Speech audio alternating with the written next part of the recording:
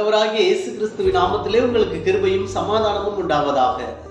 Mark சுவிசேஷம் 14வது அதிகாரம் 50 முதல் 52 வசனங்களிலே இயேசு கிறிஸ்துவை கைது செய்கிறார்கள். ஒரு வாலிபன் துப்பட்டியை போட்டுவிட்டு அவன் ஓடுகிறதை குறித்து வேதத்திலே வாசி. மார்க்கு சுவிசேஷம் 15வது அதிகாரம் 46வது வசனத்துக்கு வரும் பொழுது, அங்கே இயேசு கிறிஸ்துவுடைய சரீரத்தை அடக்கம் செய்வதற்கு சிரேனை ஊரானாகிய சீமோன் ஒரு மெல்லிய துப்பட்டியை எடுத்து என்று வாசிக்கிறோம். இந்த இரண்டு இடத்திலும் துப்பட்டி என்ற ஒரு வார்த்தை வருகிறது. துப்பட்டி என்பதற்கு பயன்படுத்தப்படுகிற கிரேக்க வார்த்தையானது சிண்டோனா என்பதாகும்.